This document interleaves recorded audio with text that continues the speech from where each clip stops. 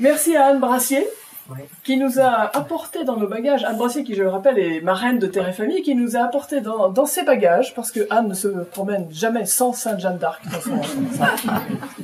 Voilà, merci Anne, je ne sais pas où vous êtes, mais merci beaucoup. Donc l'actualité de Terre et Famille, donc avec Elisabeth de Malray, nous menons toujours nos missions, comme dirait Odile ici présente. Nous menons toujours nos missions. Nous sommes toujours très soutenus par nos médias alternatifs. Donc je citerai, pour faire de la publicité aussi aux amis, TV Liberté, le Salon Belge, Nouvelles de France, Radio Courtoisie, MPI, Média Presse Info. Donc voilà, je vous invite à rejoindre ces médias pour tous essayer de nous dépolluer l'esprit. Donc nos missions essentiellement, et nous sommes en campagne électorale, vous l'aurez deviné. Nous, pas Terre et Famille, nous ne sommes pas du tout en campagne. Nous n'avons qu'une échéance en 2017, c'est Fatima, mais bon, il paraît qu'il y en a d'autres. Alors, on s'intéresse quand même à la politique par le biais d'un programme agricole que nous sommes en train de terminer avec Elisabeth ici présente et d'autres membres de Terre et Famille très actifs dans cette opération. Et ce programme est très attendu par plusieurs mouvements politiques d'importance. Donc nous sommes en train de mettre la main à la pâte et bientôt la version finale sera entre les mains de notre amie Sophie, ici présente, que nous remercions. Donc nous avons d'autres conférences pour cette année. Donc nous vous invitons à consulter notre site internet tenu par Elisabeth de Malray, sur lequel vous retrouvez tous les détails, et puis on a un petit papier qu'on pourra distribuer à qui veut bien. Alors maître, merci encore d'être avec nous ce soir. C'est vraiment un très grand honneur pour notre grande capitale de Briand de recevoir... Centre du monde, ça veut dire. Centre du monde, absolument. Et nous en sommes très fiers en tout cas. Et nous sommes très fiers de vous recevoir dans notre beau village. Donc vous êtes vraiment un grand avocat devant l'Éternel. Et vous avez défendu des personnes, je le dis parce que vous avez su défendre des personnes qui ont vu s'acharner contre elles les pouvoirs publics, l'opinion publique, et je pense qu'il faut avoir une dose de courage. Moi, je m'en aperçois tous les jours. Pour oser dire quelque chose qui n'est pas dans l'air du temps, il faut une dose de courage extraordinaire. Juste oser le dire, en fait. Et j'ai toujours cette tendance-là, c'est que c'est pas la violence la violence physique qui est importante, mais c'est le courage que nous avons à dire, à projeter à l'extérieur de nous ce que nous ressentons très fort, en fait. Hein. Je pense que c'est vraiment primordial.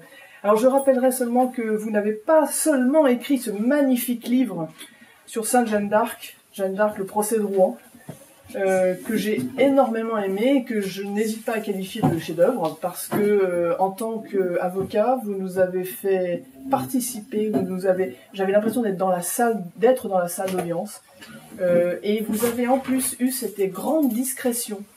Jamais vous ne vous mettez en vedette. En fait, Jeanne et Sainte Jeanne d'Arc est vraiment la vedette. Et ça, j'ai trouvé ça vraiment admirable. Vraiment. C'est un livre pour moi très inspiré, en fait. Et vous avez écrit également Aux marges du palais, une biographie d'un grand avocat également, de Pierre-Antoine Berrier. Vous avez écrit Heureux qui communissent et 24 poèmes, ça c'est le titre, hein, et 24 poèmes que nous devrions savoir par cœur pour dire à nos enfants. Donc c'est une anthologie évidemment, comme son nom l'indique, de la poésie française. Et puis vous avez écrit Paroles de roi, anthologie de paroles royales. Et puis sans oublier que vous rédigez régulièrement des articles dans Politique Magazine, qui est aussi un très bon journal, que je n'ai pas cité tout à l'heure. Donc, merci maître. Nous vous laissons maintenant, comme nous avons coutume de faire, entre les mains de notre très sainte Vierge Marie. Vraiment, c'est une très grande joie qui est chaque fois renouvelée quand on me demande de parler de ce livre, qui, comme l'a très bien dit Stéphanie, n'est pas mon livre. Vous n'avez qu'à regarder la couverture. L'auteur, c'est Jeanne d'Arc, c'est pas moi. Et c'est vrai, et c'est pour ça que j'ai beaucoup plus de facilité pour en faire, si on peut dire, la promotion, parce que c'est bien de faire la promotion de son livre, mais ça a toujours un aspect un petit peu gênant. Tandis que là, je fais la promotion très librement, parce que c'est pas mon livre, c'est le livre de Jeanne d'Arc. Et tout à l'heure, vous avez dit que j'avais eu la discrétion de m'effacer. Mais en fait, cette discrétion de m'effacer, je dois le dire en commençant, elle ne m'est pas venue spontanément. J'avais commencé à écrire ce livre il y a 2 ans, en prenant le procès de Jeanne d'Arc que j'avais sur ma table depuis, je vais dire presque depuis toujours, parce que j'ai fait ma première conférence publique à 19 ans sur le procès de Jeanne d'Arc. Et à l'époque, j'étais très fier parce que je disais, elle a 19 ans et moi aussi. Maintenant, ça a un petit peu changé quand même. Mais elle a toujours 19 ans. Et c'est ce qui fait d'ailleurs une part très importante de la fascination qu'elle exerce, c'est qu'elle est restée avec ses 19 ans. Et donc, je l'avais beaucoup pratiqué, ce texte. Je l'avais beaucoup pratiqué et j'ose dire que je ne l'avais pas vu. Et j'ai compris maintenant, de façon beaucoup plus pratique, beaucoup plus vivante, vécue, combien l'Église, par exemple, a raison de nous faire réviser sans arrêt et reprendre sans arrêt les textes sacrés, les lire et les relire. On pourrait dire, mais enfin, ça y est, on le connaît, cette parabole, ça fait 10 000 fois qu'on l'entend. Et puis on s'aperçoit à la 10 001e fois qu'on ne l'avait pas vu, vraiment. Et c'est la propre des textes extrêmement riches, extrêmement forts, d'avoir toujours quelque chose de nouveau à donner. Et donc je ne l'avais pas vu. Et puis un jour, j'ai pris ce livre et je me suis dit, si je le regardais en avocat, ça veut me dire que ce n'est pas la preuve d'une rapidité d'esprit extrême que de mettre 50 ans de vie d'avocat pour dire je vais lire un procès en avocat. J'aurais pu le faire avant. Bon. Mais je ne l'ai pas fait avant.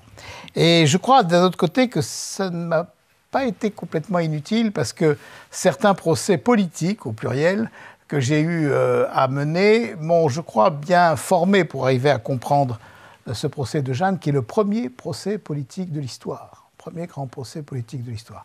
Il y a eu le procès de Socrate, mais le procès de Socrate, on n'a pas les textes. On a des comptes rendus que Platon et Xénophon en ont fait, mais on n'a pas en direct. Le premier dont nous avons en direct le texte, c'est le procès de Jeanne. Et donc j'avais commencé à faire cette étude, et j'avais fait les 3 ou 4 premiers chapitres, et puis j'avais pris pour me guider des textes du procès de Jeanne, le texte préfacé par Robert Brasillac, le texte préfacé par le père Riquet, le texte préfacé par le père Doncoeur, qui sont à peu près les mêmes, mais il y a juste des petites variantes, donc c'était pour arriver à avoir un texte vraiment exact. Et chacun de ces auteurs avait fait une belle préface, celle de Brasillac étant d'ailleurs la plus belle. Et donc, je me suis dit, moi aussi, il faut que je fasse ma préface. Et donc, j'ai fait une préface sur laquelle j'avais bien travaillé, une préface d'une 20aine de pages. Bon. Et puis, un jour, je déjeune avec l'un de mes grands amis, et que je considérais comme un très grand conseil dans ce domaine, qui est l'acteur Jean Piat, qui est un acteur maintenant âgé, puisqu'il a 92 ans et demi, comme il dit. J'ai 92 ans et demi, comme les enfants qui disent j'ai 6 ans et demi. Bon. Mais il joue encore à Paris aujourd'hui, avec une jeunesse qui l'accompagne, qui est Mylène de Mongeau, qui a 84 ans et demi. Bon. Donc, ils font ce qui prouve que l'art, l'amour et le théâtre n'ont pas d'âge. Et donc, je déjeune avec lui et je lui dis, Jean, voilà, je suis en train d'écrire un livre et j'aimerais que vous me donniez votre avis. Et il me dit, mais j'ai pas le temps, c'était il y a 2 ans, j'ai 90 ans, je suis quand même un vieux monsieur, et puis je prépare une pièce de théâtre, c'était pas la même que celle qui joue. Là. Et donc, j'ai pas le temps. Et puis finalement, il prend mon texte, et dans l'après-midi, il me téléphone, et il me dit, j'ai pas fait la sieste, j'ai lu votre truc, vous tenez quelque chose de fantastique, mais fantastique. Mais alors, je vous en supplie, virez-moi votre préface. Je dis quand même, Jean, ma préface, elle n'est pas belle. Il me dit, mais on s'en fout complètement. Je ne sais pas si elle est belle ou pas, on s'en fout complètement. Ce qui est intéressant, c'est Jeanne. Et votre préface, elle nous fait un mur. Avant Jeanne, 20 pages avant d'arriver à Jeanne, c'est fatigant. Bon, alors je lui dis, bon, bah, très bien. Et puis il me dit, et surtout après, vous savez, vous nous emmenez à la salle d'audience, que vous avez dit, Stéphanie, vous emmenez à la salle d'audience, vous nous faites voir ce qui se passe, vous nous expliquez ce qui se passe, et vous vous effacez. Vous m'entendez? Vous vous effacez. C'est Jeanne qu'on voit, et vous, on ne voit pas. Et il a ce mot extraordinaire. Pour une fois, un avocat sera humble. Et je lui ai dit, venant d'un acteur, ça manque pas de scène. Hein. Bon. Mais j'ai suivi. Donc vous n'aurez pas ma préface. Vous pourrez ouvrir mon livre, il n'y a pas ma préface. Je l'ai jetée. Pas de rage, mais je l'ai jetée. Elle ne servait à rien. Bon. Et après, j'ai suivi les conseils. J'ai dit, mais effectivement, je vais la prendre et je vais trouver après un éditeur que j'ai trouvé qui va me faire des deux choses que je demandais, c'est-à-dire la présentation. Je dis parce que cette présentation, c'est l'introduction et c'est aussi le résumé de tout ce qui se passe. Et quand j'ai demandé à mon éditrice, je lui ai dit, bon, vous avez lu mon texte, maintenant je voudrais la première de couverture. Vous savez, ceux qui ici peut-être se sont essayés à écrire des livres, savent que les éditeurs, en général, vous disent, monsieur, la première de couverture et la dernière, c'est nous. C'est notre métier. Vous, les auteurs, vous n'y connaissez rien. D'ailleurs, j'avais vu avant une dame très chic et très parisienne, responsable d'une grande maison d'édition, et à qui j'avais dit, je voudrais ça. Et qui m'avait dit, non, là, vous n'y entendez rien, on va mettre Jacques Trémollet de Villers, avocat, accusé, levez-vous. J'ai dit, bon, ça va. Et finalement, on ne s'est pas entendu, ils n'ont pas voulu de moi, j'ai pas voulu d'eux, donc c'était réglé. Et je suis arrivé aux Belles Lettres, où les Belles Lettres m'ont dit, elle m'a dit, mais oui, mais je suis complètement d'accord. Et je lui ai dit, voilà, ce que je veux, c'est cette couverture-là, dont je vais parler dans un instant, et puis je veux que Jeanne d'Arc soit l'auteur. Et elle m'a regardé, je me dis, ben, c'est évident, c'est pas vous l'auteur. Je veux dire, bon, là, on est bien d'accord. Bon. Et ensuite, dans le corps du texte, que vous verrez si vous achetez ce livre, et surtout si vous le lisez, je fais une petite incidente. Ça fait à peu près 1 an que je sillonne la France avec ce livre. Beaucoup de gens l'ont acheté, parce qu'il y a eu un gros tirage, et pas beaucoup de gens l'ont lu. J'ai lu complètement. Ils ont tort, hein, parce que c'est un bijou. Mais en fait, je m'aperçois, d'ailleurs, ils me disent, à qui je le dédicace? À ma maman, à mon papa, à ma petite fille, à mon cousin, à mon neveu. Je dis, et vous, ça vous intéresse pas, non? Et bon, je sais pas, je vais pas être indiscret. Mais donc, en fait, j'ai l'impression qu'ils disaient, ça fera un beau cadeau. D'autant que quand c'était proche de Noël, ça fait un peu boîte de chocolat. Enfin, c'est quand même très, très joli. Bon. Et en plus, on le met dans sa bibliothèque et on dit, on l'a. On a le procès de Rouen. Et puis, après, un jour, on le lira. Mais le jour vient pas. Bon, enfin. Puis après, on dit, c'est peut-être du vieux français, c'est peut-être compliqué. Puis c'est un truc d'avocat, c'est peut-être droit. J'ai pas fait de droit, moi, ça m'intéresse pas. Bon. Donc, je vais vous expliquer pourquoi il faut pas faire tout ça. Bon, il faut le lire. Bon. Et donc après, je lui ai dit, on va faire donc Jeanne en gras, et puis l'avocat, enfin celui qui commente, en petit. Et donc, j'ai obéi complètement à Jean-Pierre, je me suis mis en petit. Et j'ai été d'une humilité extraordinaire. Bon. Donc, et je m'en vante, comme toujours. Dès qu'on est humble, on s'en vante. Bon, et donc, ce qui pose un problème insurmontable à l'humilité. Donc, et donc après, j'ai voulu cette couverture, pourquoi? Parce que cette couverture, c'est une tapisserie qui est au Louvre, qui a été découverte en 2010. Donc, c'est pas vieux, hein. Retapé, etc., et installé au Louvre en 2012. Ça fait donc 5 ans. Et vous entrez dans cette grande salle des tapisseries, il y en a une vingtaine, et vous ne voyez qu'elle. Parce que même s'ils ont fait tous les efforts possibles pour rendre au mieux, cette couleur-là ne rend pas l'éclat du pourpre de cette tapisserie quand vous allez au Louvre. Et en même temps, elle symbolise toute l'œuvre de Jeanne. C'est un peu terrible ce que je dis là, parce que ma conférence pourrait s'arrêter tout de suite. Vous avez au centre le soleil de justice, qui est Jésus-Christ, roi de l'univers, qui rayonne sur le monde entier. Il est vraiment le roi du monde, le monde entier. Et vous avez l'archange Saint-Michel et l'archange Gabriel qui descendent et qui couronnent directement Charles VII. On l'appelait le dais de Charles VII, parce qu'on pensait qu'elle était au-dessus de sa chaise royale, là, comme ça. Et donc la couronne descendait directement sur elle. Et c'est exactement la scène que l'on trouve à l'intérieur du livre quand Jeanne, taraudée par ses juges, finit par leur raconter une partie d'une scène qui s'est déroulée à Chinon et dans laquelle elle a apporté au roi de France la couronne, mais c'est pas elle qui l'a portée, c'est un ange qui l'a portée. C'est un ange qui est venu et qui a porté la couronne au roi de France directement. Et Marc Fumaroli, qui a écrit un magnifique petit ouvrage que vous pouvez trouver au Louvre, qui commente cette tapisserie, dit « c'est la révolution de Jeanne ». Parce que Jeanne, à ce moment-là, dit « le roi de France tient son pouvoir directement de Dieu ». Il est couronné directement par Dieu, il est le lieutenant du roi des cieux et il n'a pas besoin de la médiation ecclésiastique. Alors, c'est pour ça qu'elle a été condamnée. Et là, j'en viens maintenant à l'histoire. Je vais faire juste un tout petit rappel d'histoire, parce que je sais que puisque vous êtes ici, vous êtes tous des gens très cultivés et très savants, mais je m'aperçois quand même de temps en temps qu'il y a des notions qui sont un petit peu confuses, quoi. Même chez les plus savants. Donc je reprends, mais très vite.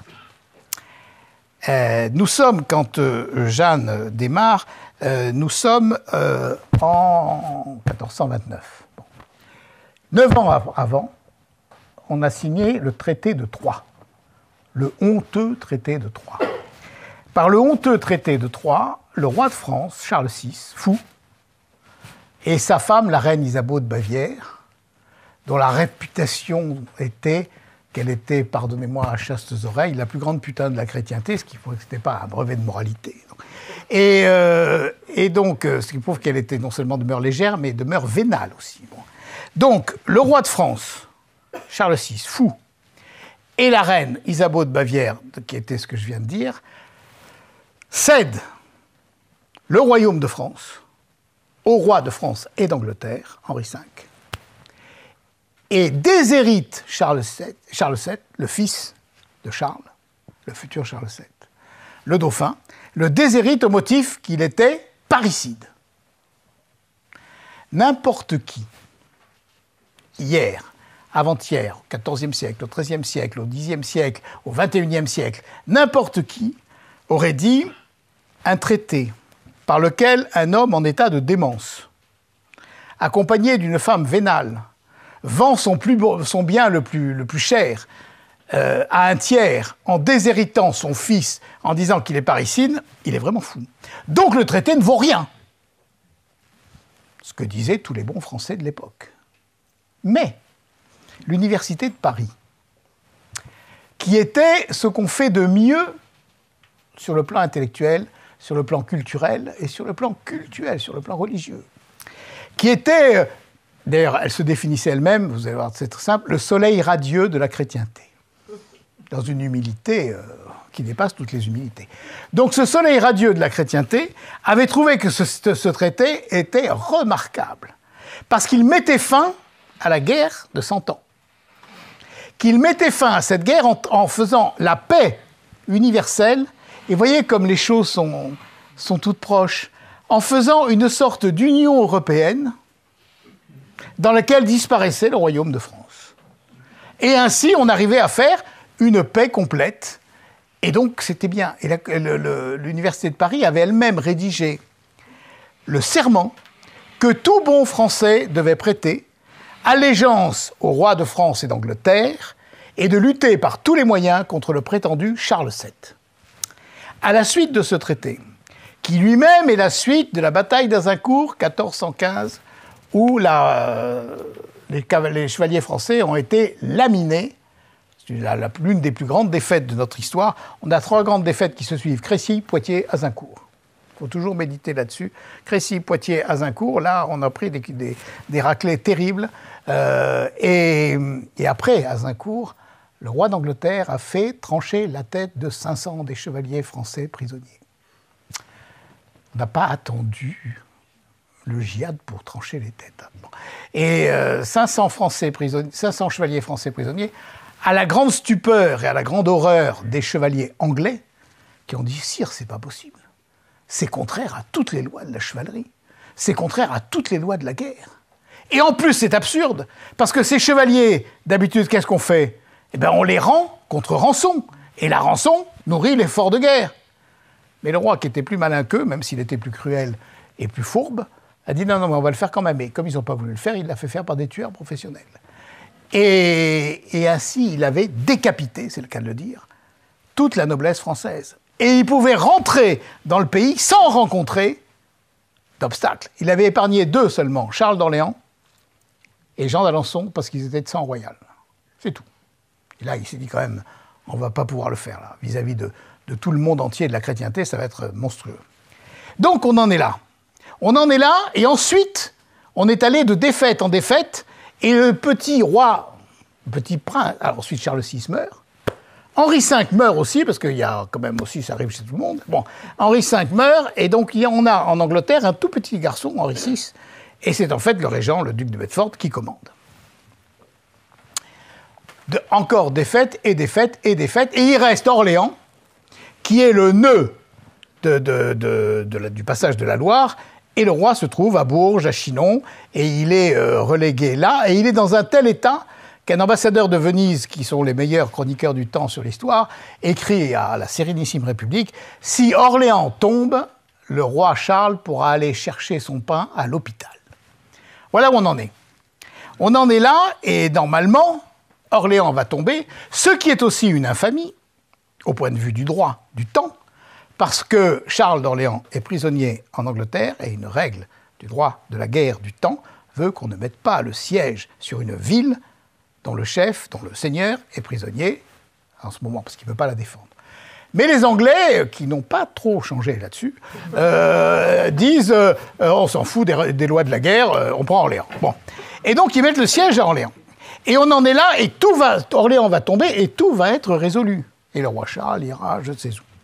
Le roi Charles, d'ailleurs, est tellement désespéré qu'une nuit, dans le château de Loches, où il se trouvait, il se lève et il va dans la chapelle du château et il fait cette prière, tout seul. « Seigneur, si je ne suis pas le fils de mon père, ce qui ne serait pas impossible vu l'inconduite de ma mère, eh bien envoyez-moi un signe, parce que toutes ces défaites sont peut-être la conséquence du fait que je ne suis pas l'héritier légitime.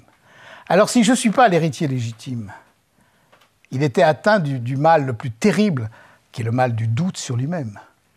Alors dans ces cas-là, eh bien écoutez, envoyez-moi un signe, et puis je me retirerai en Aragon ou en Écosse, mais j'abandonne la guerre, c'est plus la peine de faire tuer les gens pour rien.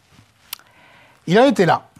Quand des marches de Lorraine arrivent, alors je suis obligé, je ne peux pas vous raconter toute l'histoire de Jeanne, parce qu'on va arriver au procès.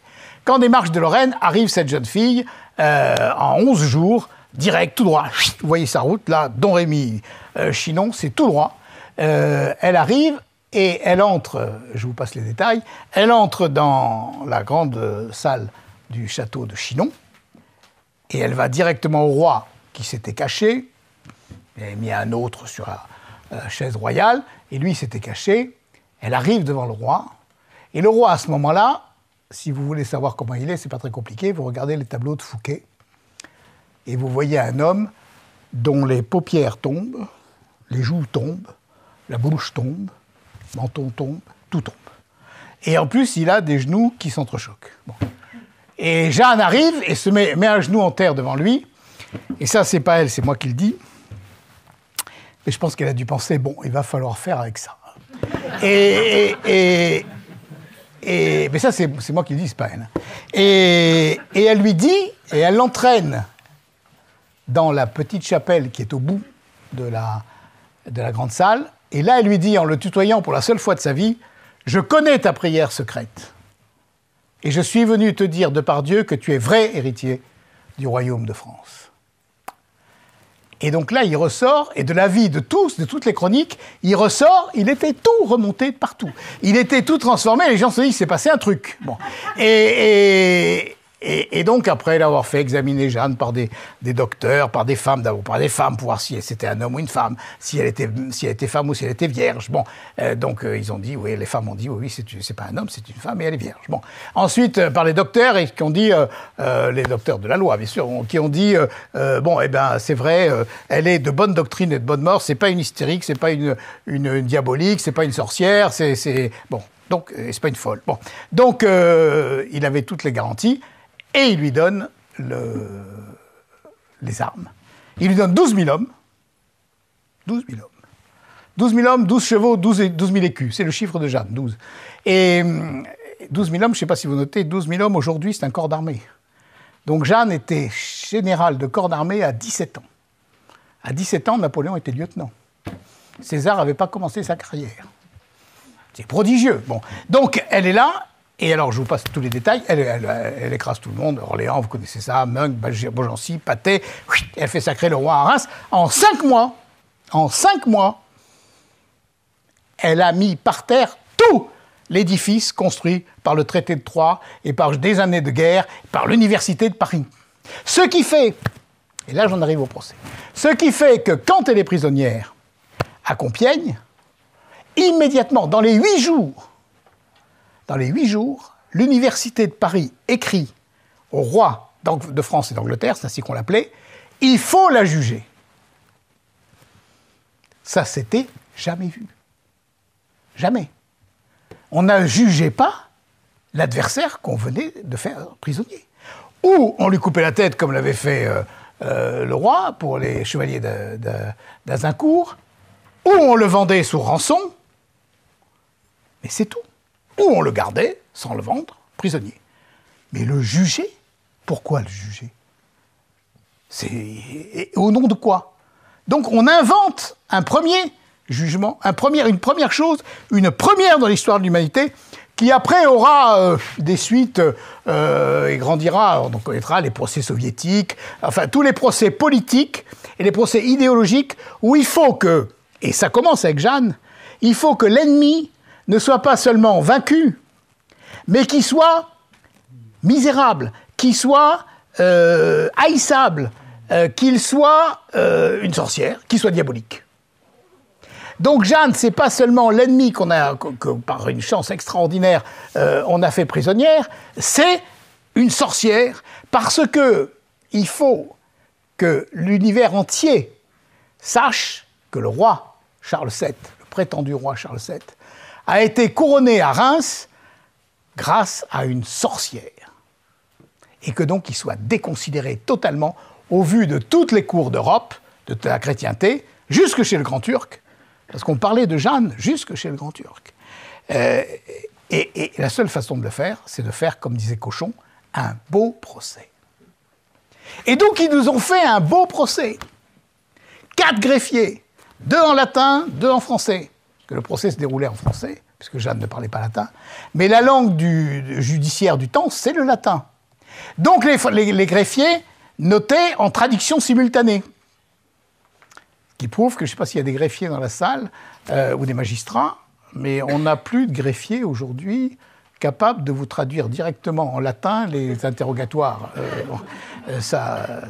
Remarquez, c'est un peu du latin de cuisine, hein. Respondit Johanna, etc. Mais c'est pratique parce que, justement, on devine même la phrase de Jeanne sous le latin. Et comme on a à côté le texte en français, on recompose très bien. Mais il en fallait 4, parce que le procès commence le 21 février 1431, et il commence dans la grande salle du château de Rouen, grande salle de la chapelle royale du château de Rouen. Ils sont 45, 47, parfois 60 juges. Presque aussi nombreux que vous, là. Et elle, comme moi, enfin 19 ans, quoi. Et plus de charme. Et devant, toute seule.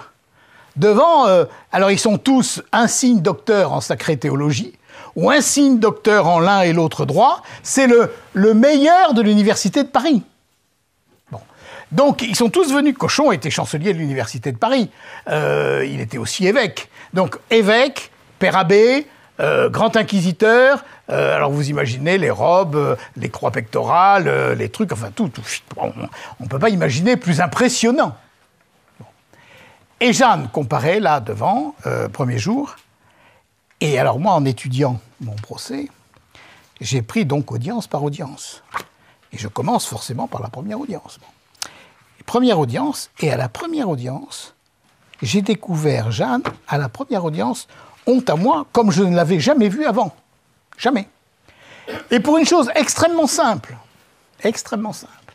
Cochon lui dit, bon, maintenant, vous allez jurer vous avez prêté serment, de dire la vérité sur toutes les questions qu'on vous posera. Ce qui, à l'époque, était la procédure banale et ordinaire du temps. Aujourd'hui, ça ne se passe pas comme ça. Le président d'une cour d'assises dit à l'accusé « Vous avez le droit de vous taire et vous avez même le droit de mentir ». À quoi l'accusé répond, bien chapitré par son avocat, « Je n'en abuserai pas, monsieur le président ».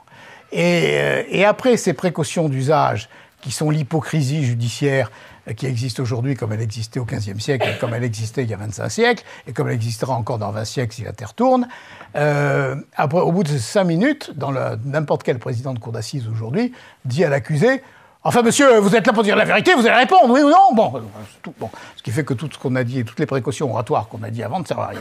Et là, c'est pareil, sauf qu'on était un peu plus franc, si on peut dire. On dit « Vous allez prêter serment de répondre la vérité sur tout ce qu'on va vous demander. » Et Jeanne, tout de suite, encore une fois, 19 ans, elle ne sait ni A ni B, elle n'a jamais fait de droit. Bon. Elle dit « Je ne sais sur quoi vous me voulez interroger. Peut-être me poseriez-vous une question sur laquelle je ne vous répondrai pas. » Cochon est sidéré. Là, il s'est dit bon, j'ai un os, quoi. Bon. Et donc, il dit mais enfin, vous allez jurer de dire vérité sur ce qui vous sera demandé concernant la matière de foi, et que vous saurez. Et Jeanne, comme s'il n'avait pas parlé, de mon père, de ma mère et des choses que j'ai faites depuis que j'ai pris le chemin de France, volontiers je jurerai. Vous voyez, elle fait quelque chose que, alors c'est là où l'avocat est sidéré, quelque chose qui est vraiment révolutionnaire devant un tribunal. Il y a une chose, devant un tribunal, il y a deux éléments qui sont complètement permanents. Le juge a la maîtrise de la matière de l'interrogatoire. Ça se traduit par une procédure très simple. Il dit à l'accusé « Monsieur, c'est moi qui pose les questions et c'est vous qui répondez et pas l'inverse. C'est moi qui fixe le débat et pas vous. » Et il a la maîtrise du temps du procès.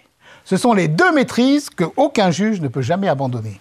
Et là, Jeanne, tout de suite, elle prend la maîtrise de la matière du procès. De mon père, de ma mère et des choses que j'ai faites depuis que j'ai pris le chemin de France, volontiers je jurerai. Là-dessus, je parle. Mais des révélations à moi faites de par Dieu, je ne les ai dites ni révélées à personne, fort au seul Charles, mon roi.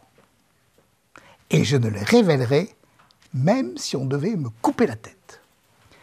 Donc, moi qui me posais la question, pourquoi, que cherchent les juges?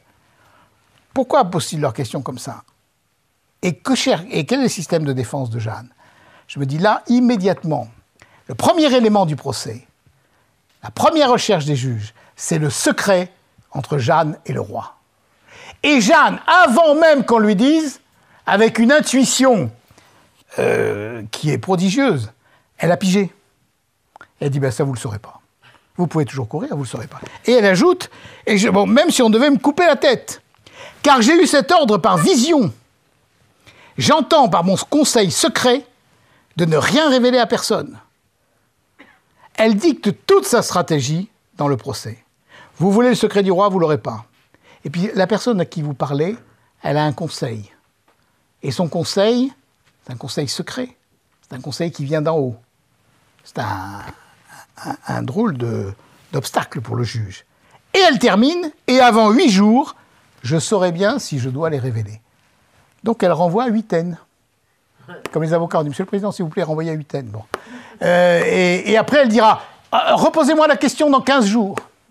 Et une autre fois, elle dira, dans 2 ou 3 mois, peut-être, je vous répondrai. Et je me suis dit, mais qu'est-ce qu'elle veut, là? Ben, c'était évident. Elle gagne du temps. Elle gagne du temps parce qu'elle se dit, ces gens-là, ils sont là pour me tuer. C'est évident. Bon. Donc, chaque jour que je gagne est un jour gagné. Et elle attend quoi? Ben, elle attend la libération par ses amis. La Hirque, Saint-Traille, Jean d'Alençon, peut-être le roi, qui vont débarquer et hop, chasser toute cette racaille ecclésiastique, et puis on y va et on reprend la guerre. Bon, c'est ça qu'elle attend, Jeanne. Et donc, elle lutte pied à pied avec les juges pendant quand même du 21 février au 30 mai. Ça a duré longtemps quand même, hein, pour quelque chose qui était fabriqué d'avance. Ce qui fait qu'on va avoir 2 procès, et puis autre chose qui n'est plus un procès. Le premier procès, c'est le procès politique, où ils vont essayer par tous les moyens d'avoir ce secret. Et ils ne l'auront pas. Ils l'auront pas, et nous, on l'a, mais on l'a pas complètement non plus. Parce qu'on a su, après, par le roi, que le roi, qu'elle lui avait dit sa prière secrète. Et c'est ça qui a bouleversé Charles VII, parce que personne ne pouvait le savoir, ça. Donc il s'est dit, quand même, elle arrive d'ailleurs, cette petite, c'est pas possible. Et ensuite, elle lui a redonné confiance. Mais est-ce qu'il s'est passé autre chose entre le roi et Jeanne? Jeanne ne l'a pas dit. Elle ne l'a jamais dit à son procès, et donc on ne le sait pas. D'où, peut-être vous avez entendu parler, toutes les hypothèses complètement folles, mais qui font toujours rêver. Et en fait, elle lui a dit « Je suis ta demi-sœur, parce que ta mère a couché avec Louis d'Orléans, et c'est comme ça. Après, on m'a mis à Don Rémy. » Enfin, des tas de trucs qui... Bon, ça nourrit les fantasmes, ça fait... Bon, en fait, on ne sait pas. Elle lui a pas dit. Donc, la seule chose qu'on sache, c'est ce secret que Charles VII dira après, et qu'on saura au procès de réhabilitation, mais qu'elle n'a jamais dit devant ses juges. Parce qu'en plus, c'est un chef militaire, Jeanne, c'est un chef de guerre, et elle a la pratique des secrets. Et elle sait qu'on ne livre pas les secrets à l'ennemi. Et en fait, elle sait que ce ne sont pas des juges, ce sont des ennemis. Et si elle avait dit, imaginez qu'elle ait dit, le roi doutait de lui-même, et je suis venu lui douter de sa légitimité, et je suis venu le conforter. Eh bien, que serait-il resté de ça? Le roi doutait de sa légitimité. Et l'Europe entière aurait su, on connaît ça en matière médiatique, hein, on oublie la fin de la phrase, l'Europe entière aurait su, on tient de Jeanne elle-même que Charles VII doutait de sa légitimité. Fini. Elle connaît très bien la guerre psychologique, elle connaît très bien la guerre idéologique, et elle sait qu'il ne faut pas parler. Et donc elle ne parle pas. Voilà, alors, tout de suite, je me suis dit, en plus, en reprenant l'histoire des grands procès politiques, si vous reprenez les procès des grands chefs militaires, aucun ne s'est défendu lui-même. Ils ont fait une déclaration initiale et puis ils ont laissé la parole à leurs avocats. Parce que même les plus grands chefs militaires étaient complètement perdus devant ce monde judiciaire qui n'est pas le même monde que le monde de la guerre. Le maréchal Ney, dont il paraît-il on entendait la voix sur la plaine de la Moskova, sur la plaine d'Iéna, au milieu de la mitraille. Bon. Bel organe. Hein. Bon. Et bien, quand il arrive devant ses pairs, il se tourne vers son avocat, Berryer, qui a 20 ans, il lui dit « Maître, dites-moi ce que je dois répondre, donnez-moi un papier. » Enfin bon, il est perdu. Louis-Napoléon Bonaparte, quand il comparait après son coup d'État raté dans le nord de la France, et pareil, il dit à Berryer, qui avait vieilli, mais enfin le même, il lui dit Maître, je m'en remets à vous, parce que je ne sais vraiment pas à quelle sauce ils vont me manger, et je ne sais pas comment il faut se tenir. » Bon. Le maréchal Pétain fait la même chose. Le général Salan fait la même chose. Ils se remettent à leurs avocats, pourtant ce sont des stratèges, pourtant ils ont connu la guerre et l'État, etc. Mais c'est pas le terrain, ils ne connaissent pas le terrain. Et Jeanne, elle n'a pas d'avocat. Et elle connaît le terrain à merveille. Alors là, l'avocat que je suis tombé en admiration en disant, mais ce que nous appelons, nous, dans notre jargon, excusez-moi, il est un peu brutal, mais ça, c'est une bête d'audience, quoi. C'est un athlète de l'interrogatoire judiciaire. Et après, elle va les mener, les balader, et même non pas les faire rire, parce qu'ils riaient pas du tout, mais parfois c'est le public qui riait. Et les greffiers notaient. Responsio superbe, ça veut dire responsio orgueilleuse. Responsio mortifère. À un moment, on lui demande s'il y avait des Bourguignons. Les Bourguignons, je précise, ici en Bourgogne, que les Bourguignons du temps de Jeanne, ça ne veut pas dire les gens de Bourgogne. Ça veut dire ceux qui sont du parti du duc de Bourgogne, alliés aux Anglais. Comme les Armagnacs, qui sont partisans du roi Charles VII, c'est pas ceux qui sont du pays d'Armagnac. Il y en avait qui venaient d'Écosse, c'était aussi des Armagnacs. Donc, bon, vous m'avez compris, c'est pas à vous que ça s'adresse. Bon. Et donc, le juge lui dit, cochon, tous les juges étaient bourguignons. Il y avait les Anglais, qui étaient pro-anglais, évidemment, puisqu'ils étaient anglais, et les bourguignons, qui étaient les Français pro-anglais. Voilà. Et donc, c'est comme ça qu'on parlait. Et donc, Cochon lui dit, est-ce que dans votre village, il y avait des bourguignons? Elle répond, il y en avait un. Et j'aurais bien voulu qu'il eût la tête coupée. Si j'avais été son avocat, je lui ai dit, là, Jeanne, ça va pas, quoi. C'est tous des bourguignons devant, hein. Bon, tous les juges. Bon. Et le greffier a noté responsio mortifère. ce qui était vrai. Bon. Et donc on a toute la vie de ce combat pendant tout le temps, de ce combat qui est dramatique et qui se termine d'une façon, vous le savez bien, absolument tragique, et on le sait.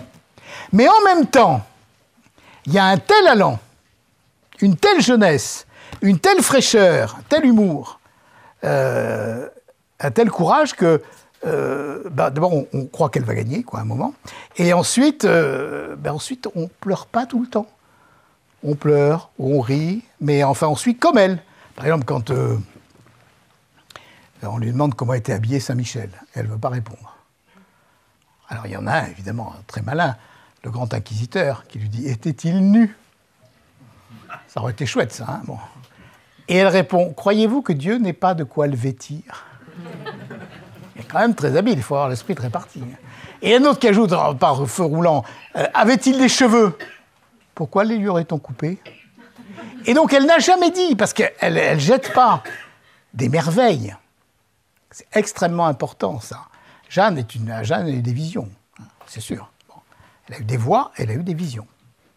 Et même, elle a eu plus que des voix et des visions, puisqu'elle dit qu'elle a touché les personnages qui lui apparaissaient, les saintes, Sainte Catherine et Sainte Marguerite, notamment. Mais elle est d'une pudeur extraordinaire sur ces révélations. D'abord parce qu'elle est face à des ennemis, et qu'elle ne va pas leur livrer, et puis qu'elle trouve indécent leurs questions. Mais en même temps aussi parce que même si elle était face à des amis, c'est trop beau, c'est trop merveilleux, c'est trop intime et c'est trop sacré pour qu'elle puisse en parler. Et donc elle reste avec cette réserve admirable qui dit d'une certaine façon aussi, qui est un des éléments qui plaide pour la véracité de son récit mystique, parce que précisément il est extrêmement pudique. Et que malgré tous les coups de boutoir de ces juges, ils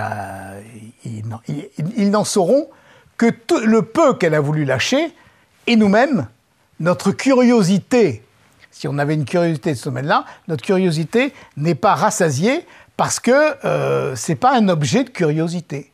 Ce qui était important, c'est ce que ces voix lui disaient, et même pas ce que les voix lui disaient, parce qu'elle dit très peu de paroles de ces voix. Elle dit « Et me disait l'ange, la grande pitié qui est au royaume de France ». Ça, oui. Et me racontait l'ange, la grande pitié qui est au royaume de France. Mais c'est un résumé de ce que lui disait l'ange. Mais pour le reste, on n'en saura pas plus. Mais on saura quand même, j'allais dire, un peu tout l'environnement. Alors, je vais vous dire maintenant ce que vous avez trouvé, une partie de ce que vous avez trouvé dans ce livre, si vraiment vous le lisez. Et vous allez le lire. Hein, bon. Parce que, je vous le dis pour vous donner envie de le lire, et parce que je pense que je parle avec ma propre expérience. Ne l'ayant pas vu avant de le regarder en avocat, je me suis dit que peut-être tous les autres étaient comme moi et qu'ils ne l'avaient pas vu. Parce que toutes les publications qui s'étaient faites de ce procès, c'était le texte en vrac. Et il faut quelques-uns privilégiés pour arriver de ce texte en vrac à sortir ce qu'a sorti Péguy, par exemple.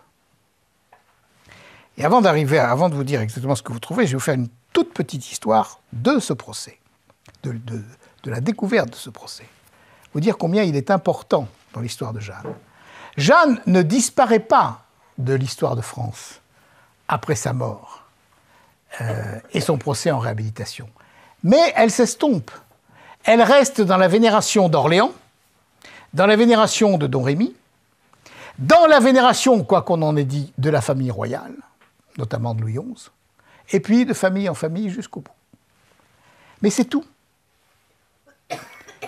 Et c'est en 1850, au cœur du XIXe siècle, du siècle scientiste, du siècle rationaliste, du siècle le plus opposé à la mystique de Jeanne, que Quicherat, le patron des archives de France, libre penseur, scientiste et rationaliste, exhume le procès de Rouen.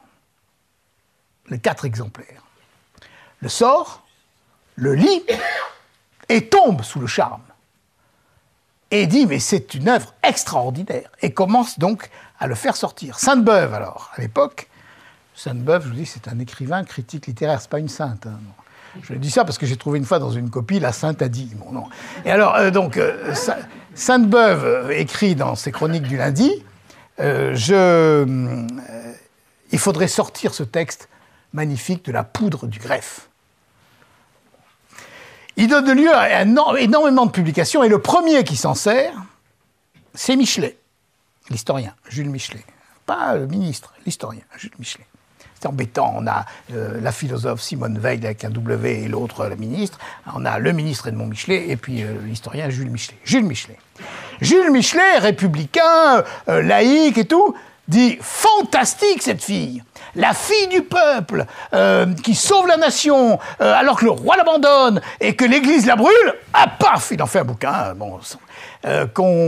qu'à l'époque scandalise les milieux catholiques. Aujourd'hui, quand on le lit, on dit finalement il est pas mal. Bon. Surtout qu'il a cette formule extraordinaire sur Jeanne, gardez-la bien. Jeanne, c'est le bon sens dans l'exaltation. C'est tout à fait ça. Donc, et alors à ce moment-là, du coup, les catholiques reprennent le combat en disant « Mais non, Jeanne n'est pas ce que vous dites, c'est quand même une... » Bon, et donc, l'histoire de Jeanne envahit les bibliothèques et envahit le domaine de la science historique. Quelques années plus tard, 1895, un jeune garçon d'Orléans, nommé Charles Péguy, est à Normal Sup. Il est d'origine catholique, mais il a laissé toute pratique catholique, et il est partisan de la République socialiste universelle. Et le bibliothécaire de Normal Sup, Lucien R., un vieil anarchiste en blouse grise, lui dit « Péguy, tu devrais lire ça ». Et il lui sort le procès de Jeanne. Péguy se plonge dans le procès de Jeanne et il n'en sort pas. Jusqu'à sa mort en 1914, il écrira sur Jeanne. Quand il écrit Victor-Marie comte Hugo, il parle de Jeanne. Quand il écrit Corneille, il parle de Jeanne. Quand il écrit la tapisserie de Sainte-Geneviève, ça se termine sur Jeanne d'Arc. Et quand il écrit les 8000 vers d'Ève, ça se termine sur Jeanne d'Arc. Donc, de toutes les façons, il n'en sort pas. Bon.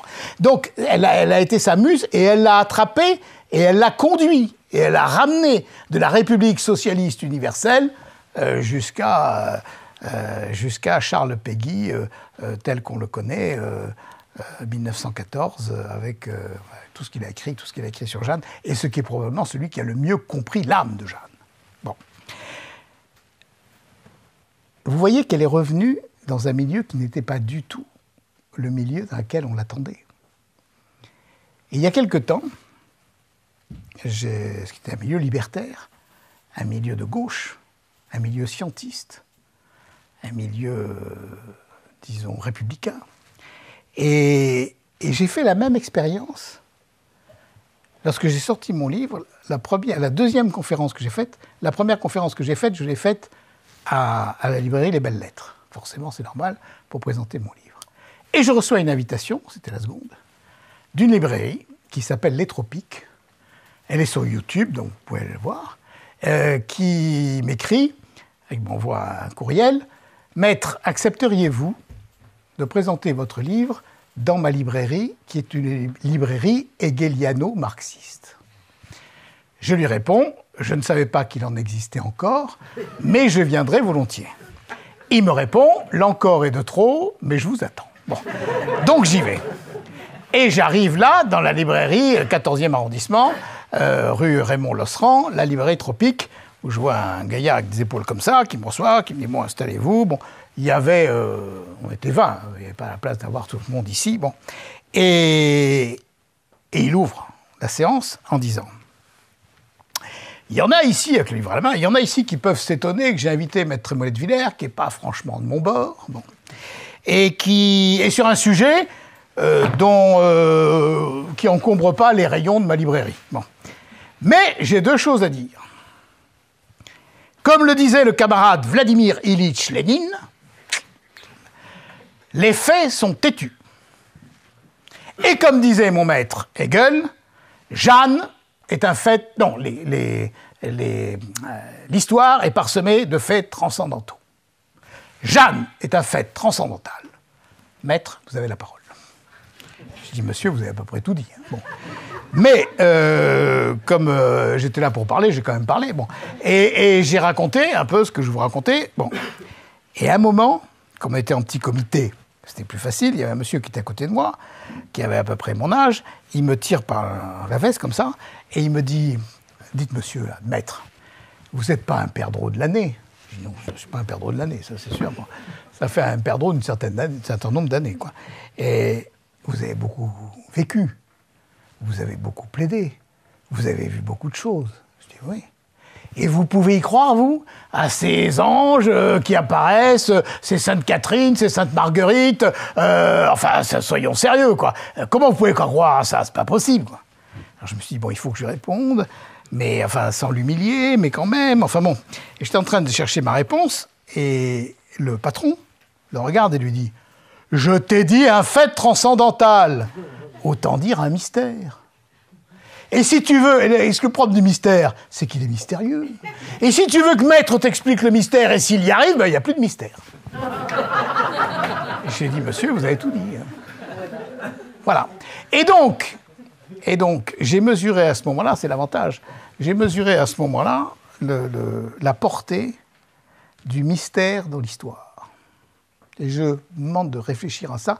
J'avais un maître et ami qui m'a beaucoup apporté dans ma vie, Jean Housset, que certains peut-être ont connu ici, et qui nous disait, dans les cours de cadre qu'il nous faisait quand on était étudiant, « Faites des méditations historiques, vous verrez combien c'est surnaturel. » Et c'est vrai que quand on réfléchit à la façon dont les peuples s'arrangent, les États se font et se défont, on est bien obligé de croire à l'existence du mystère. Bon, du mystère dans la vie politique.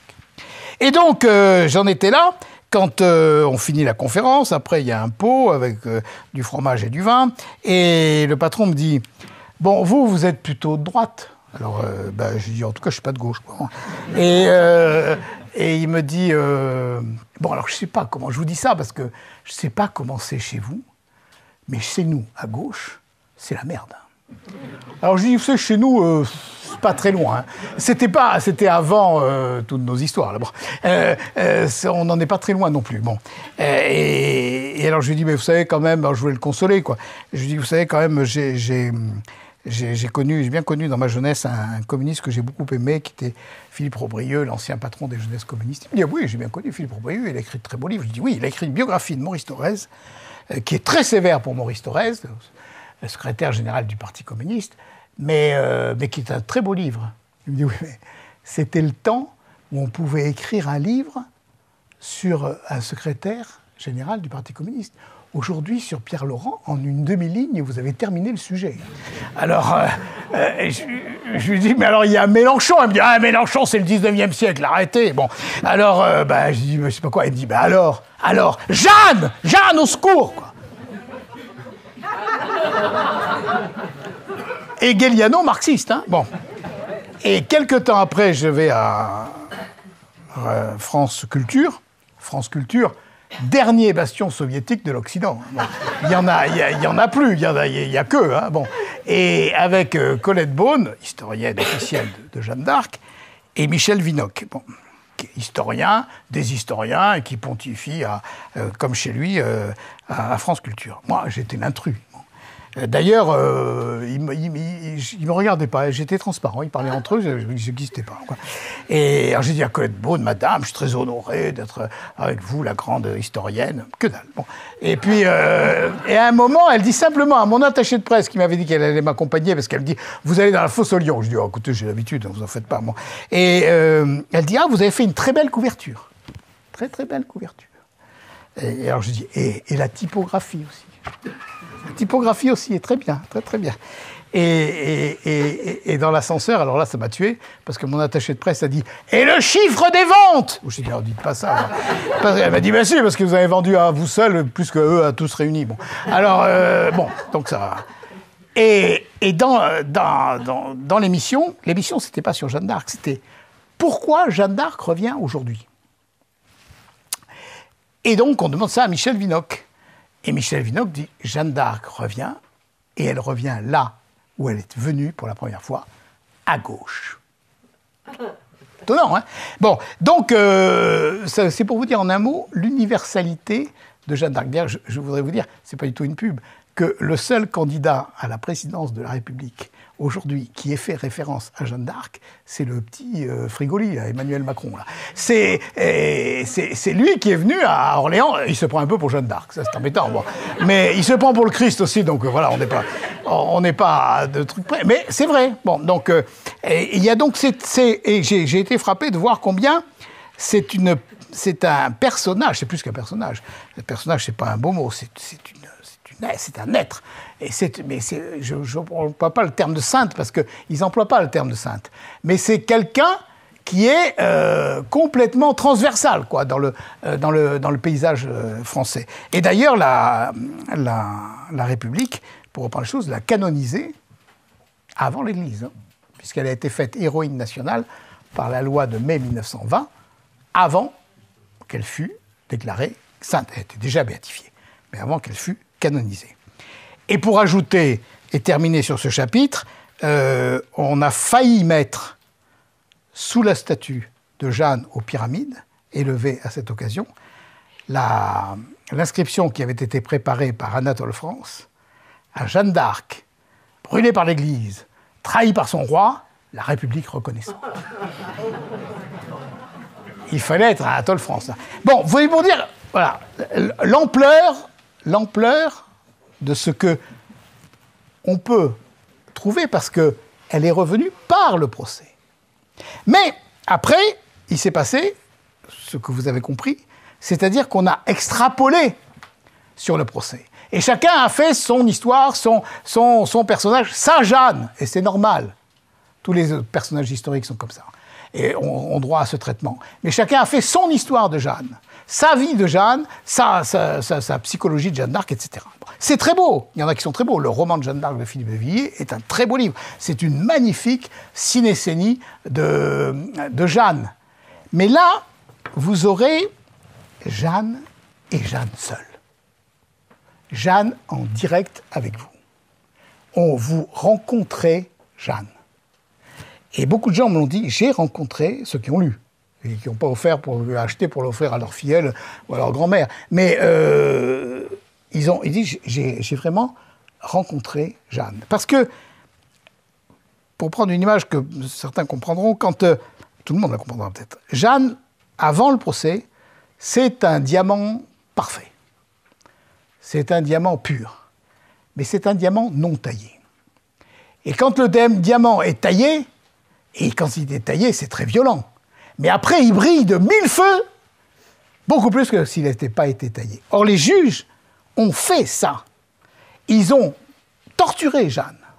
Ils ont torturé dans tous les sens du terme, mais de cette souffrance est sorti un éclat qui n'existait pas dans la vie de Jeanne avant, et qui a été fait pour nous être donné à nous, après, et qui est ressorti au moment où nous en avions besoin. C'est-à-dire au moment où nous avons sombré intellectuellement, idéologiquement, dans le scientisme, dans le matérialisme, dans l'athéisme, dans le laïcisme, c'est-à-dire dans tout ce qui nous dit « Dieu ne s'intéresse pas aux choses de la société, Dieu ne s'intéresse pas aux choses de la politique, Dieu ne s'intéresse pas au royaume de France ». Vous ne pouvez pas, il y a une coupure complète, vous pouvez pas. Vous pouvez être chrétien, vous pouvez aller à la messe, vous pouvez faire tout ce que vous voulez, vous pouvez y aller même tous les jours, même 3 fois par jour, tout ce que vous voulez, mais si vous arrivez en politique, vous n'êtes plus le même. Et vous oubliez. C'est la grande règle en France. La règle qui s'impose à tout le monde. Bon. Et c'est la règle qui est à l'opposé de la réalité du royaume de France et de la réalité du royaume de France que Jeanne rappelle avec ce Saint-Michel et Saint-Gabriel qui couronnent directement le roi de France. Et elle est venue de par le roi du ciel pour faire couronner le roi de France. Donc on est là au choc, vraiment, qui était le choc à l'époque, parce que c'était pas non plus différent, même si on était dans une période plus cléricale, bien sûr. Mais c'est pas non plus très différent, puisque l'élite du clergé qui juge Jeanne est au service d'un pouvoir politique. Et donc il y a véritablement un retour dans le monde moderne et une présence dans le monde moderne, dans notre monde aujourd'hui, de ce joyau qui est fait pour nous éclairer complètement. Alors vous trouverez, je reviens enfin à ce que je vous avais dit, c'est-à-dire ce que vous pouvez trouver. Vous trouverez d'abord une chose qui a frappé son premier préfacier, son premier auteur du procès de Jeanne, Robert Brasiac, quand il dit le plus pur et le plus émouvant chef-d'œuvre de la langue française n'a pas été écrit par un homme de lettres. Il est né de la collaboration abominable et douloureuse d'une jeune fille visitée par les anges et de quelques curés muets pour l'occasion en tortionnaires. Et vous trouverez ça. C'est-à-dire que vous trouverez d'abord une langue française inimitable. C'est d'abord la langue du XVe siècle. François Villon meurt l'année où Jeanne naît. François Villon naît l'année où Jeanne meurt, 1431. C'est le moment où le français sort du latin. C'est le moment où il est tout jeune, tout frais. C'est le moment de la source. Si vous voulez retrouver la langue française, jusqu'à la pureté de la langue française à sa source, si vous voulez vous en désaltérer, et si vous voulez bien parler un beau français, un français simple, vous allez trouver Jeanne. Jean Cocteau disait « Le plus grand écrivain de langue française, c'est Jeanne ». Et Jules Laforgue disait « Elle parle un français de Christ ». Et vous avez, je vais vous donner juste un exemple, lorsque, la deuxième séance, lorsque Beaupère lui dit, l'inquisiteur, lui dit à quel moment, quand avez-vous ouï vos voix pour la première fois? Et Jeanne répond, quand j'eus l'âge de 13 ans, j'eus une voix de Dieu pour m'aider à me gouverner. Vous pouvez rester très longtemps sur cette phrase. J'eus une voix de Dieu pour m'aider à me gouverner. On dit très souvent, beaucoup de gens pensent, et s'imaginent, que Jeanne était une sorte de marionnette dont les fils étaient tirés par les anges et les saintes. Tu fais ceci, Jeanne, tu vas là, tu fais ceci, etc. Et, tout. Et elle disait, oui, d'accord, j'y vais, c'est tout. Et ben non, écoutez bien, j'eus une voix de Dieu pour m'aider à me gouverner. C'est-à-dire que Dieu, et c'est extraordinaire pour l'humilité de Dieu, Dieu vient près d'une jeune fille de 13 ans, mais il ne vient pas pour la commander, il ne vient pas pour la diriger, il vient pour l'aider à se gouverner elle-même. C'est l'immense respect par le Dieu créateur souverain de l'univers de la liberté de sa créature. Une jeune fille de 13 ans pour l'aider à se gouverner. Et elle gardera le gouvernement d'elle-même jusqu'au bout. Avec ses voix, parfois en désaccord avec ses voix, et parfois contre ses voix. Et elle le raconte aux questions des juges, parce que quand elle a sauté de la tour de Beaurevoir, qui faisait 30 mètres, elle est prisonnière à la tour de Beaurevoir. Et elle sait que les Anglais vont reprendre Compiègne. Et s'ils reprennent Compiègne, ils passent tous les hommes jusqu'à l'âge de 7 ans au fil de l'épée. Et elle dit, c'est pas possible de laisser ces bonnes gens de Compiègne pris comme ça, et donc il faut que j'y aille. Et les voix lui disent, Jeanne, tu peux pas y aller. Tu peux pas y aller. Et d'ailleurs, tu peux pas sauter 30 mètres, c'est pas possible. Et d'ailleurs, elle lui dit, et d'ailleurs, ne t'inquiète pas, Dieu portera secours aux bonnes gens de Compiègne. Et Jeanne répond, si Dieu porte secours aux bonnes gens de Compiègne, je veux y être. Parce qu'elle sait que Dieu n'agit jamais sans cause seconde. Et qu'il faut un intermédiaire, il faut une médiation, il faut quelqu'un qui agisse au nom de Dieu. Et ce quelqu'un, normalement, c'est elle. Et à ce moment-là, les voix lui disent, Jeanne, ne saute pas. Et elle saute, contre ses voix. Et en sautant, elle crie, Jésus-Marie, sauvez-moi. Et elle tombe, bien sûr. Et elle reste 48 heures sans pouvoir manger, ni boire, ni parler. Mais elle n'a rien de cassé. Et après, quand les juges entendent ce récit, ils lui disent, enfin, Jeanne, est-ce que vous n'avez pas fait un grand péché de désobéir à vos voix? Parce que les juges, ils ne sont pas une contradiction près. Ces voix n'existent pas, ces voix sont une invention, mais si tu désobéis à ces voix, tu fais un grave péché. Ce qui, en théologie morale, n'est pas faux, puisque si elle estime en conscience que ces voix sont vraies et sont des voix de Dieu, elle doit obéir. C'est évident. Et elle dit si, c'était grand péché, et je m'en suis confessé. Et Cochon lui dit, est-ce que tu as fait pénitence? Et elle répond, le mal que je me suis fait en tombant a suffi comme pénitence. Ouais, c'est authentique, c'est dedans. Bon. Alors, et donc, vous voyez, les voix, elle discutait avec elle. Sur le moment où elle devait partir, elle doit partir, et elle dit à ses voix, c'est aussi dans le livre, elle dit à ses voix, est-ce que je préviens mes parents ou est-ce que je les préviens pas? Et ses voix lui disent, Jeanne, ce serait mieux de prévenir tes parents. Parce que Cochon lui dit, enfin Jeanne, 4e commandement, tu respecteras ton père et ta mère, tu honoreras ton père et ta mère, et vous êtes partis comme ça, sans rien dire. Bon, c'est grand péché, Jeanne, grand péché, grande violation du 4e commandement. Elle dit, oui, les voix me conseillaient de le dire à mes parents. Mais moi, je pensais que ça n'était pas possible. Et en définitive, les voix m'ont laissé libre de faire ce que j'estimais devoir faire, en me conseillant quand même de leur dire. Et je suis parti sans le dire. Donc, de même qu'elle ne l'a jamais dit, ni à son curé de Don Rémy, ni à aucun de ses confesseurs. Et quand les juges lui disent « Pourquoi vous ne l'avez pas dit à votre curé ?» Elle dit « J'avais trop peur que ça s'ébruite. » Qui prouve quand même une certaine psychologie. Hein, bon. Et donc,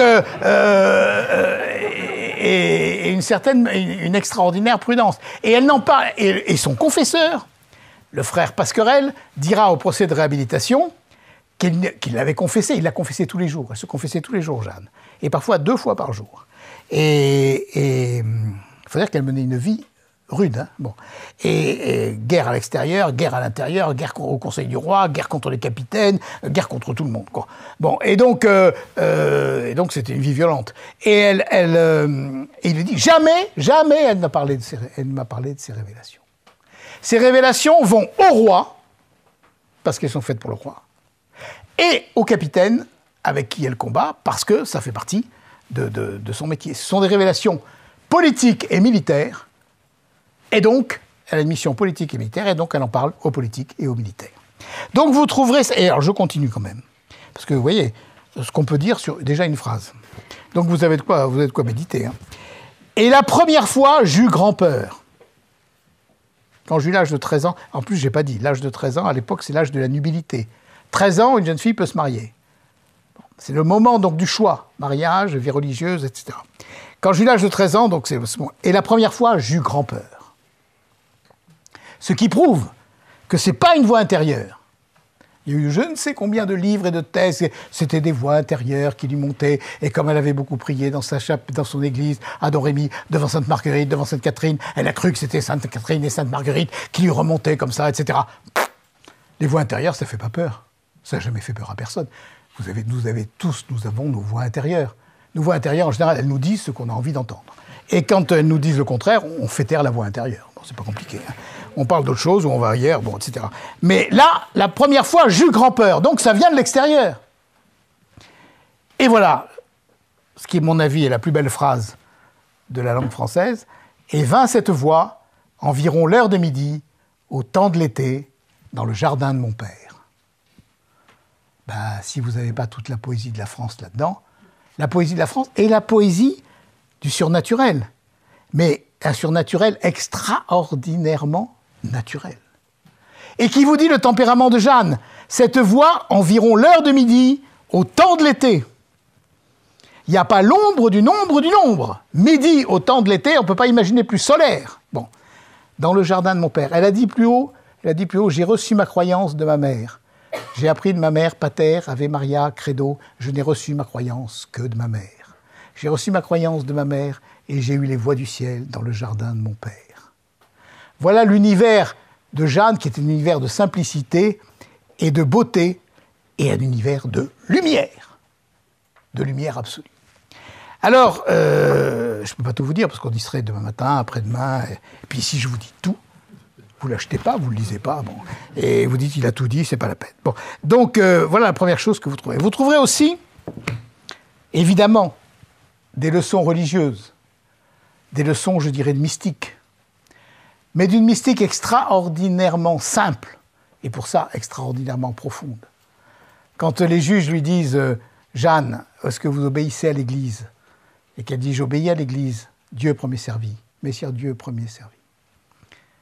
Elle leur dit en fait, quand l'Église n'a pas Messire Dieu premier servi, elle met toute la puissance que Dieu lui a donnée, toutes les armes spirituelles que Dieu lui a données, au service d'une autre puissance.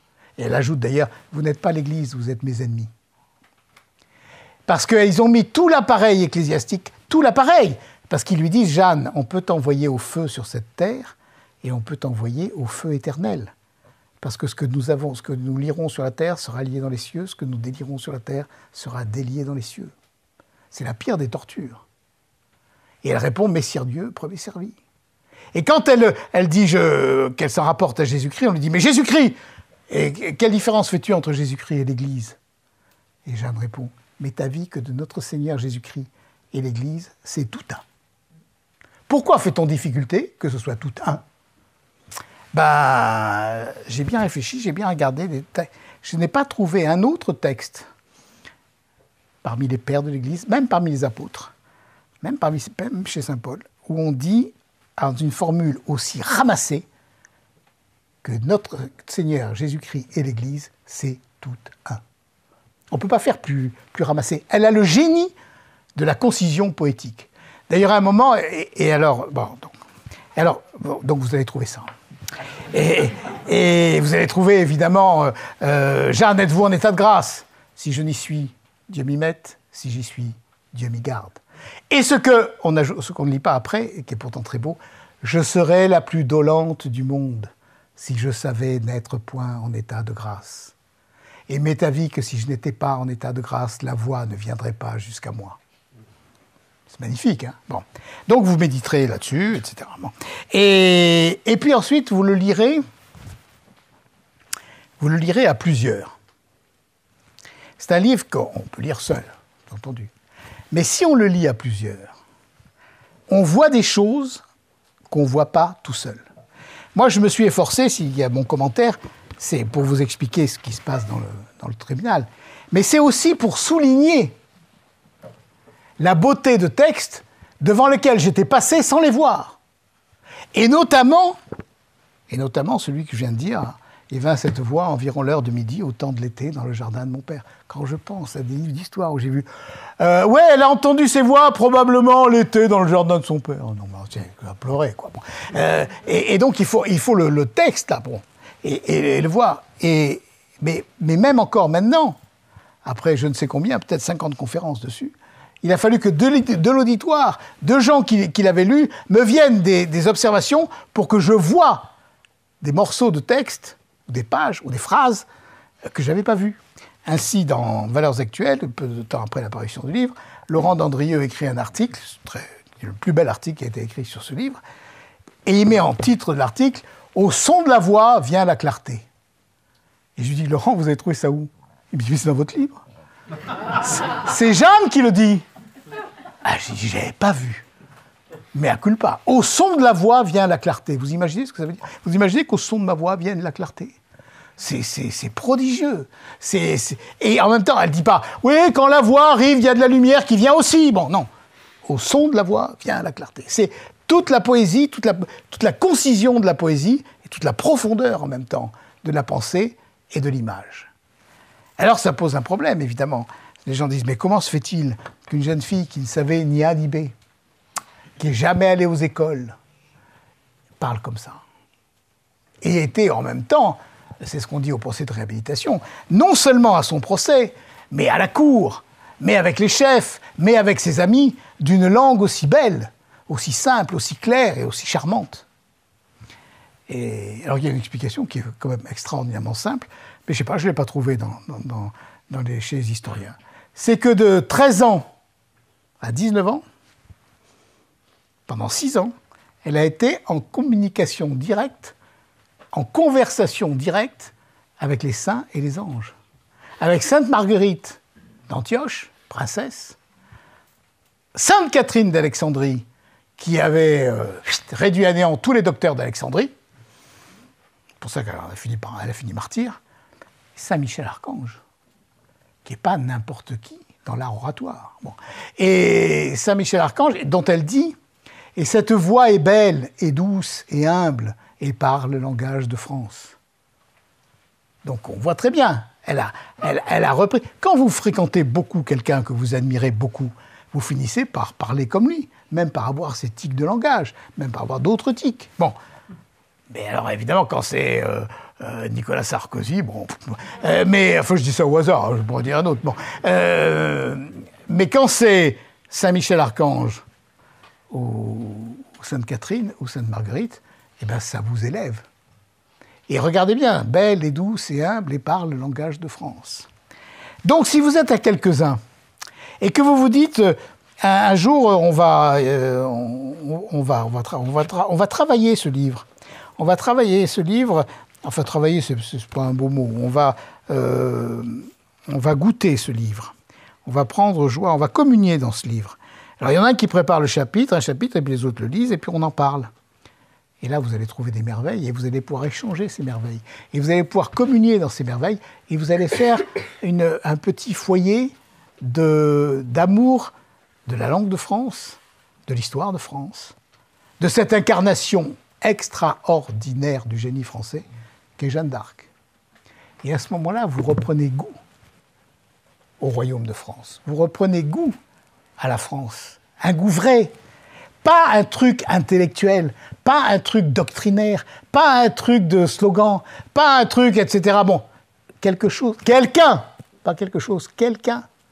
a aimé, à connaître, à admirer et à aimer. Aujourd'hui, on parle beaucoup d'identité, n'est-ce pas, l'identité nationale, qu'est-ce que c'est l'identité nationale? Mais l'identité française, c'est très simple. L'identité française, c'est Jeanne. À partir du moment où vous êtes rentré dans le mystère de Jeanne et dans la personne de Jeanne, vous êtes rentré dans le génie de la France, et dans le mystère du royaume de France, et dans le mystère de l'histoire de France. Et vous y êtes complètement à l'aise. Mais rentrer seul, c'est bien, mais rentrer seul pour un royaume, il vaut mieux rentrer à quelques-uns. Et puis quand on rentre à quelques-uns, ensuite on en parle, et ça fait de plus en plus. Et ça fait qu'on fait revivre un pays. Il y a un texte de Jean Guiton, je vais terminer là-dessus, un texte de Jean Guiton que j'ai oublié dans ma sacoche, elle n'est pas là, mais comme je le connais par cœur, je vais vous le dire. Jean Guiton écrit ce texte en 1943. Il est prisonnier en Allemagne. Et il constate que dans l'Oflag où il est, avec des autres officiers, même avec la promiscuité de la prison, il y a des divisions. Et il dit en fait, ces France, au pluriel, souffrent parce qu'elles ne se connaissent pas. Il faudrait peu de choses, mais ce peu sera tout. Un centre de pureté, d'intensité. Un souffle venu du plus profond de la France, du plus profond de l'histoire, et qui aille au-delà du temps présent. En somme, l'analogue de ce que Jeanne fut. Et après, il ajoute, sans attendre de miracle, par un long travail de patience et d'action. Si nous reprenions ce que Jeanne de son temps fut, on pourrait refaire un pays. C'est exactement ce qui nous est demandé. On pourrait refaire un pays. Pour refaire un pays, il faut retrouver une nourriture. Il faut retrouver une nourriture commune, une nourriture belle, une nourriture riche, une nourriture qui vienne du plus profond de notre histoire et qui aille au-delà du temps présent. Et qui peut nous apporter aujourd'hui ce qu'elle a apporté en son temps, c'est-à-dire l'espérance contre tout désespoir. L'espérance au-delà de tout désespoir. Quand elle commence, personne ne croit à la possibilité de la victoire. 5 mois après, tout est gagné.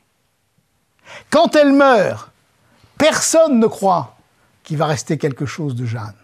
5 siècles après, Jeanne revient comme avec une clarté, une lumière, un scintillement de diamant qu'on n'avait même pas connu de son temps. Et elle nous est donnée aujourd'hui, par ces actes du procès, elle nous est donnée aujourd'hui comme même ses contemporains ne l'ont pas eu. Même ceux qui ont été ses compagnons ne l'ont pas vu comme nous avons la possibilité de la voir avec la même intensité, avec le même éclat. Et on passe à côté, et on l'offre à la grand-mère, et on ne le lit pas. Alors, j'en ai terminé. Ce sur quoi Guiton finit, c'est sur cette formule, car l'histoire de Jeanne est la seule histoire scientifiquement connue, où l'on voit les énergies mystiques mises au service d'une nation. Ce qui prouve que le ciel ne s'est jamais désintéressé du royaume de France et qu'il ne se désintéresse pas non plus aujourd'hui, si toutefois les Français ne s'en rendent pas indignes. Donc la seule chose qui nous est demandée, c'est d'être dignes des grâces qui nous sont envoyées. Si elle nous a été envoyée dans les temps modernes, c'est parce que nous en avions besoin dans les temps modernes.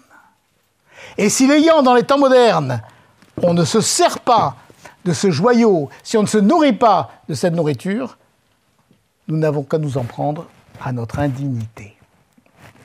Et maintenant que vous le savez, maintenant que vous l'avez à portée de la main, maintenant que vous pouvez le lire, alors vous allez vous faire ce que nous devons tous nous faire, les apôtres du royaume de France auprès des Français.